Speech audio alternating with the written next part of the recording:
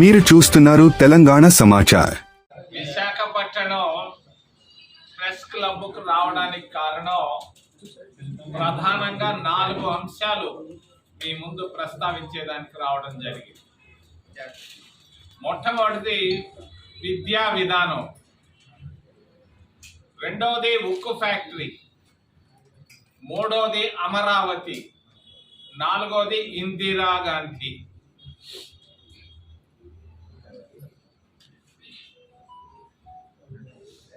విద్య అనేది చాలా ప్రధానమైనది. విద్యతోనే ఎన్నో సాధించవచ్చు. అందుకే కాంగ్రెస్ పార్టీ అధికారంలో ఉన్నప్పుడు, రాజీవ్ గాంధీ ప్రధానమంత్రిగా ఉన్నప్పుడు ప్రతి గ్రామంలో, ప్రతి హ్యామ్లెట్లో ప్రాథమిక పాఠశాలలు ప్రారంభించాం. కాంగ్రెస్ పార్టీ ఆంధ్రప్రదేశ్ రాష్ట్రంలోనే కాదు, భారతదేశంలో అన్ని ప్రాంతాల్లో. మరి ఆంధ్రప్రదేశ్ రాష్ట్రానికి వస్తే 35,000 ప్రాథమిక పాఠశాలను రాజీవ్ గాంధీ ప్రధానమంత్రిగా ఉన్నప్పుడు ప్రారంభించడం జరిగింది. విద్యకు చాలా ప్రాధాన్యత ఇచ్చాం కాంగ్రెస్ పార్టీ.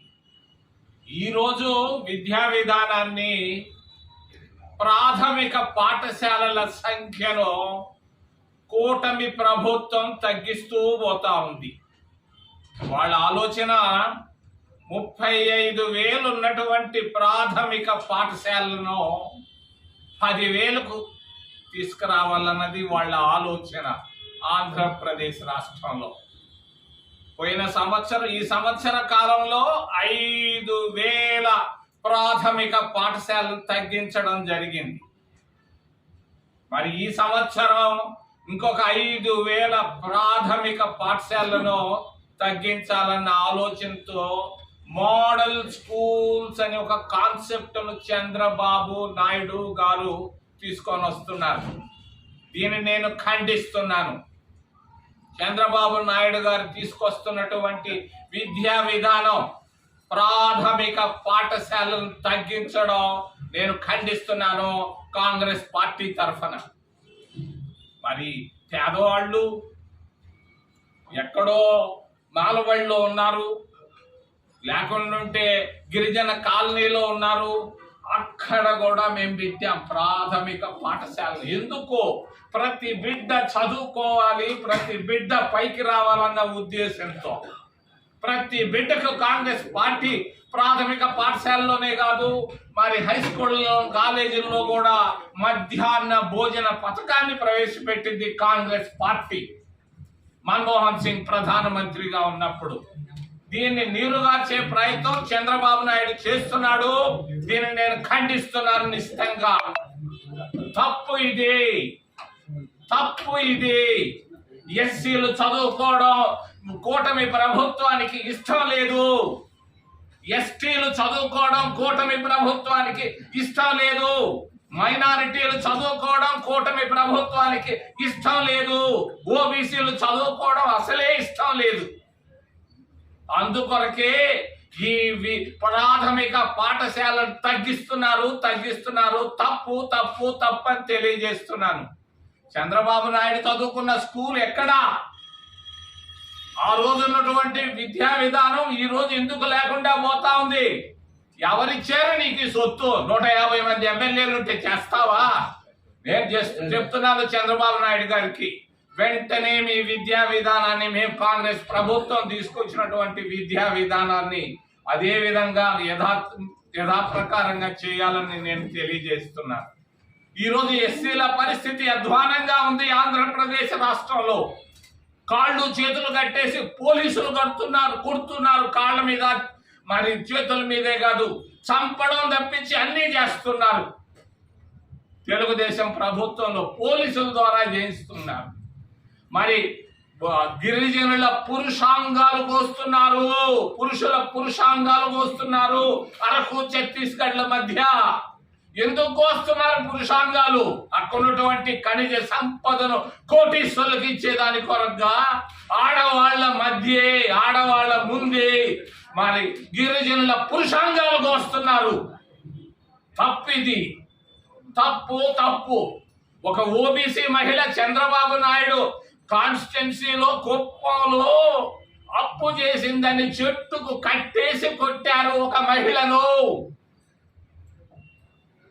మైనారిటీలలో చంద్రబాబు నాయుడు కాన్స్టిట్యున్సీలోనే ఒక ముస్లిం మహిళలను పట్టుకొని కొడుతున్నారు. ఒక చదువుకున్న ఒక దళితుడు మరి వాడు వెళితే వెటర్నరీ కాలేజ్ తిరుపతిలో వాడు కుర్చీని కూడా తీసి ఇసిరేసినటువంటి ఘనత తెలుగుదేశం పార్టీకే దక్కింది. నేను దీన్ని ఖండిస్తున్నాను చంద్రబాబు నాయుడు గారి ప్రభుత్వాన్ని. ఒక్క సంవత్సరంలో ఆయన చేసింది 000 గ్రాఫిక్స్ మాటలు తప్పించి ప్రజల్లో వ్యతిరేకత మొదలైంది, అసంతృప్తి బాగా మొదలైంది చంద్రబాబు నాయుడు కూటమి ప్రభుత్వం పైన తెలియజేస్తూ ఉక్కు ఫ్యాక్టరీ కాంగ్రెస్ పార్టీ తీసుకొచ్చినటువంటి ఫ్యాక్టరీ ఏంటి? ఎన్నిసార్లు వచ్చాడు ప్రధానమంత్రి ఈ విశాఖ ఉక్కు ఫ్యాక్టరీ విశాఖపట్నానికి? చంద్రబాబు నాయుడు ప్రభుత్వం సపోర్ట్ చేస్తుంది. మరి ఒక్క మాట చెప్పలేదే ఉక్కు ఫ్యాక్టరీల గురించి. అంత ఉక్కు మనస్తత్వమా కేంద్ర ప్రభుత్వానిది? ఊరికే మాటలు ముచ్చట్లు తప్పించి ఏమి సాధించారు?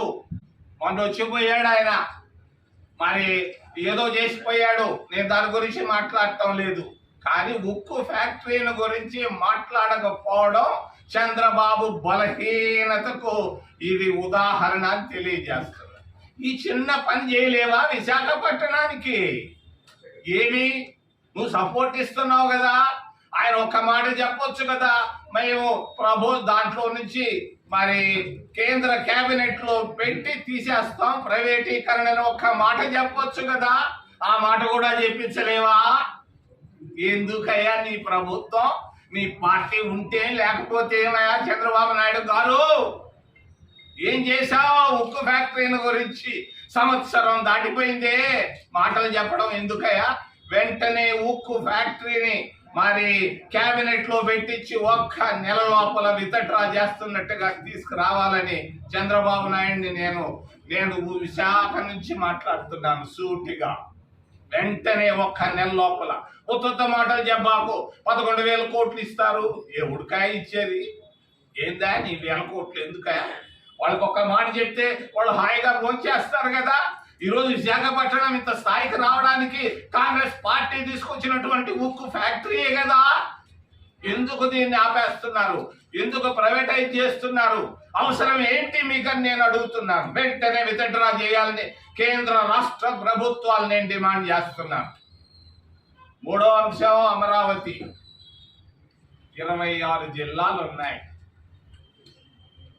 26 జిల్లాల్లో దాదాపు 20 జిల్లాలకు అంత మనసులో సంతోషంగా లేదు. కర్నూలు నుంచి ఒంగోలు దాకా ఒక్కరు సంతోషంగా లేరు అమరావతి పైన. ఇది వాస్తవం. ఉత్తరాంధ్రలో కూడా ఎవరు సంతోషంగా లేరు. అసలు కారణం, అసలు సంగతి చెప్తాను. శివరామకృష్ణయ్య అనే ఆయన్ని కేంద్ర ప్రభుత్వం వేసింది కమిటీని. ఆయన ఏం సలహా ఇచ్చాడు? ఒంగోలు దగ్గర దొనకొండలో 1,00,000 ప్రభుత్వ భూములు ఉన్నాయి, అక్కడైతే బాగుంటుందని ఆయన కమిటీ ఇచ్చాడు కదా. దొనకొండలో ఈయనకి పనులు జరగవనుకున్నాడు. దాన్ని తీసుకొని వెళ్ళి ఆయన బంధు ప్రీతి ఎక్కువ చంద్రబాబు నాయుడికి. మీ అందరికీ తెలియదు, నాకు బాగా తెలుసు. ఆయన 50 సంవత్సరాలుగా మీ ఇద్దరం యూత్ కాంగ్రెస్ లో పనిచేసాం. 50 సంవత్సరాల నాడు తిరుపతి దగ్గర. మరి ఆయనకు బంధు ప్రీతి ఎక్కువ. ఎక్కడ బంధువులుంటే అక్కడ పనిచేస్తుంటాడు ఆయన. మరి అమరావతిలో అంటే గుంటూరులో ఆయనకు బంధువులు ఎక్కువ.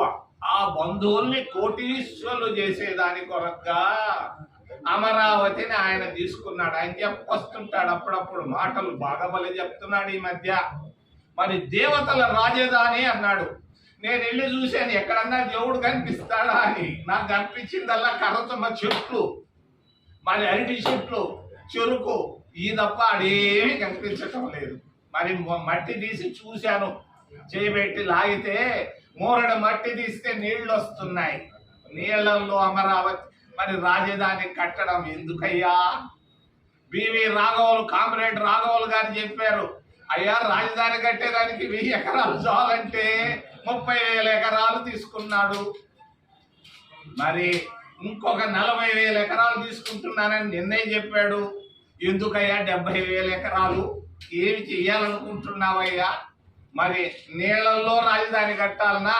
నువ్వు రాజధాని కట్టేదానికి 50 అంతస్తుల బిల్డింగ్ అంటున్నావు. నేను చూడలేదు, విశాఖపట్నంలో కూడా 50 అంతస్తుల బిల్డింగ్ ఇప్పటిదాకా ఉన్నాయేమో తెలియదు. మరి 50 అంతస్తుల బిల్డింగ్ కట్టాలంటే కన్స్ట్రక్షన్ కాస్ట్ 10 అంతలు పెరుగుతుంది. నీళ్లు వచ్చేటువంటి కృష్ణానది తీరంలో నువ్వు కట్టేటువంటి అమరావతి బిల్డింగులకు నాకు ఇంజనీర్లు చెప్పారు 10 అంతల కన్స్ట్రక్షన్ కాస్ట్ పెరుగుతుంది. అయినా కూడా ఆయన అక్కడనే కట్టాలంటున్నాడు. కారణం బంధు ప్రీతి. దొనకొండలో లేరు ఆయనకి బంధువులు. ఆ బంధు ప్రీతి వల్ల మరి అంతేకాదు, ఆయన తెలిసిన బంధువులు మిత్రులంతా భూములు కొనేసి ఉన్నారు. ముందుగానే రాజధాని వస్తుందని 100-200 ఎకరాలు బినామీ పేర్లతో కొనుక్కొని ఉన్నారు. అది ఒక పెద్ద అది ఒక అవినీతి గుట్ట అవుతుందని నేను తెలియజేస్తున్నాను. ఇప్పుడే ఇది ఒక అమరావతి పోయి అవినీతికి రాజధానిగా తయారయ్యే అవకాశాలు ఉన్నాయి. జాగ్రత్త పడు చంద్రబాబు నాయుడు. 50,000 కోట్ల రూపాయలు అప్పు తెస్తానంటాడు. 26 జిల్లాల్లో ఉన్నటువంటి వాళ్ళు ట్యాక్సులు పే చేస్తున్నారు కదా. ఈ నువ్వు తెచ్చేటువంటి డబ్బు ఒక్క గుంటూరు పైన పడదే, మొత్తం అన్ని జిల్లాల పైన పడుతుంది. ఏంటి నువ్వు చేసేది? ఆలోచించమని నేను చంద్రబాబు నాయుడు తెలియజేస్తూ, నేను అమరావతికి అడ్డం రావటం లేదు, దాని గురించి వ్యతిరేకంగా మాట్లాడటం లేదు. 25 జిల్లాల ప్రజల మనస్తత్వాలు గమనించి ముందుకెళ్ళమని నేను తెలియజేస్తున్నాను. చివరిలో ఇందిరాగాంధీని విమర్శించే పరిస్థితులు లేవు, తెలియదు. ఇందిరాగాంధీ ఒక గొప్ప నాయకురాలు. ఇందిరాగాంధీ విశాఖ ఉక్కు ఫ్యాక్టరీ వచ్చింది. ఇందిరాగాంధీ ప్రధానమంత్రిగా ఉన్నప్పుడే విశాఖ ఉక్కు ఫ్యాక్టరీ వచ్చింది. మరి ఈ రోజు బీజేపీ ప్రభుత్వం, కూటమి ప్రభుత్వం వల్లే ఉన్న విశాఖ ఫ్యాక్టరీని అమ్ముకోవాలని చూస్తున్నారు.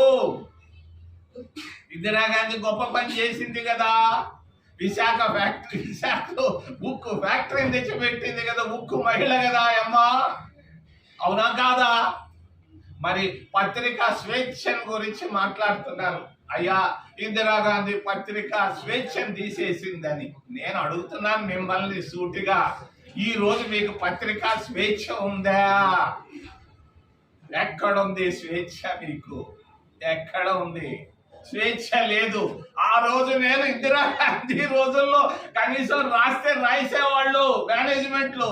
ఈ రోజు పత్రికా స్వేచ్ఛ అనేది ఈ రోజు లేదు, ఆ రోజు ఉండింది. ఇందిరాగాంధీ గొప్ప నాయకురాలు. ఆమె వాళ్ళు చెప్తారు ప్రజాస్వామ్యాన్ని కూలీ చేసింది. మోడీ ప్రభుత్వం కూలీ చేస్తా ఉంది, మన కళ్ళ ముందే చూస్తున్నాం.